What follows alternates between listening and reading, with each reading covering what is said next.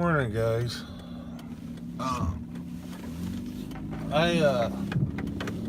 I'm coming to you today, and by the title of the video, I want to talk to. I just wanted to put a rant out there because this is something that's been bugging the hell out of me. And that's people do not own their ugly anymore. We are in a world full of, it's not my fault. You know, it's the phrases that bug the crap out of me, because it's not owning your ugly. It's not just fessing up to what's going on in your world, in your life, at your time. Everybody wants to just try and put the blame off on somebody else. And these phrases are, it's not my fault. Yeah, but. And that's the core of it. And when I say yeah, but, I'm talking about you're at work, you have different shifts. I work private security, so every shift has a different set of challenges and a different set of things that go on in your life, in your shift specifically. And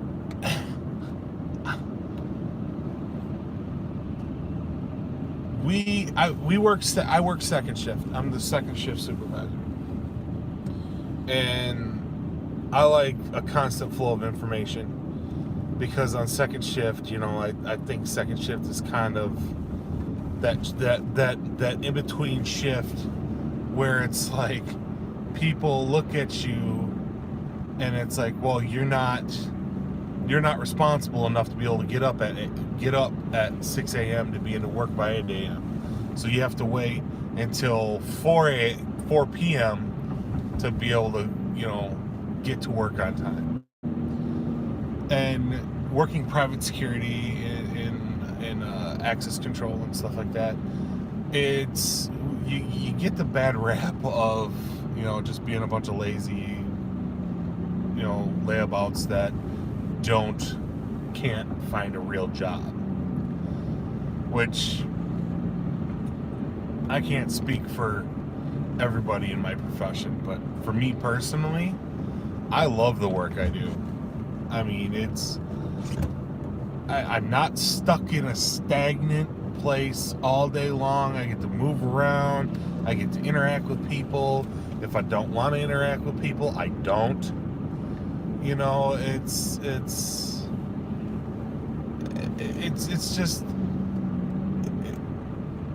an enjoyable working experience. For a person like me. Not to mention the fact that I do have an associate's degree in criminal justice, which I went to school for this kind of stuff. So, and granted, you know, saying that is like saying that I went to school to be a cop. By the time you graduate, a large portion of the stuff that you learn in class is no longer relevant. It is such a dynamic world out there that we live in right now, that as you learn stuff, it becomes obsolete almost as quickly as you learn it. And which brings me back to the point of different shifts having different responsibilities.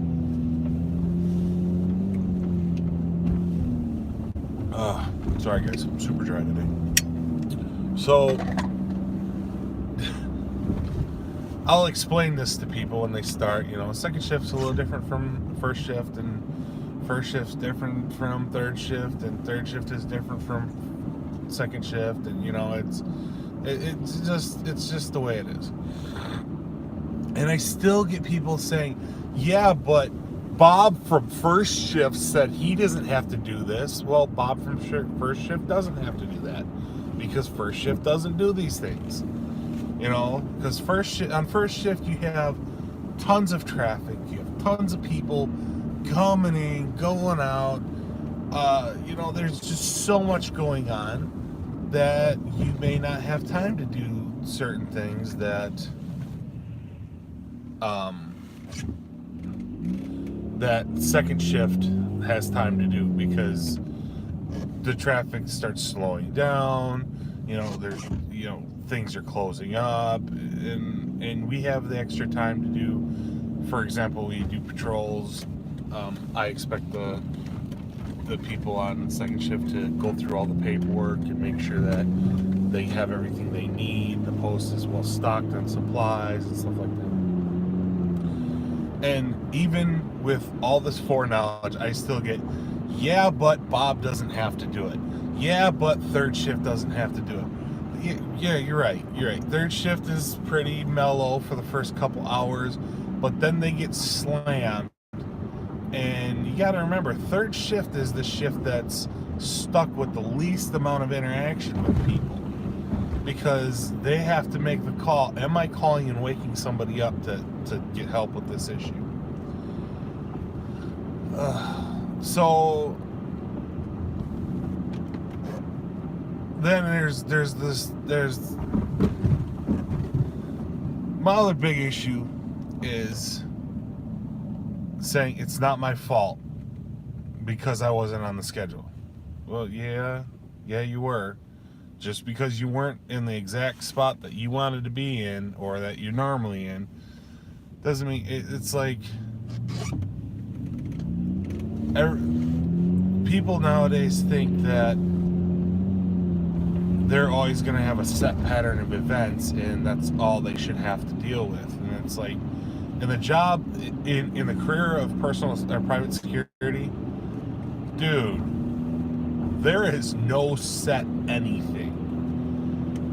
There's one day you can come in and you be sitting at one gate, and another day you be sitting at another different gate. There's been days when I was back before I was a full-time sergeant. I would sit at 2 or 3 different gates in the same shift when I wasn't even supposed to be, because I was a rover, you know. But I did it because it's my job to do. You know, understanding that there's going to be certain breakdown, certain times when there is a breakdown in communication. I mean, it's something you should be expecting, because there's a lot of crap going on that, so like one little simple piece of information could slip through the cracks, and just not getting all butthurt over that is a part of the flexibility that you need to do this job and do it well. But if you look at a schedule and you're not on the schedule for an entire week, that might tip you off that you want to talk to somebody. Just a little piece of advice. I recently had a fellow employee not on the schedule for a whole week. Didn't bother talking to anybody about it. Just stayed home. But yeah, I got a free week off. Who cares? Who does that? If I look at a schedule and I'm nowhere on it, I'm calling my supervisor and being like, dude, what did I do? Did I do something wrong? Is this a suspension?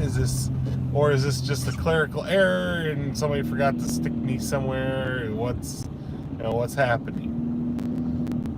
So, I don't know. Maybe I'm just being overly critical, because in other parts of my current adventure in this challenge that I call life, when I ask a person who works in a department at a store if they have any information on this toy, this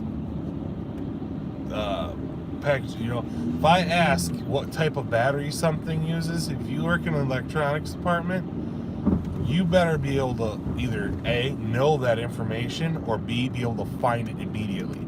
If you take a box out of my hand and start reading it to answer a question I just asked, I have to fight the urge not to feed you that box. It's like, you stupid SOB. If you think for 1 second that information was on that box and I just didn't think to read the box, really? I'm 38 years old. I've read a box a time or two.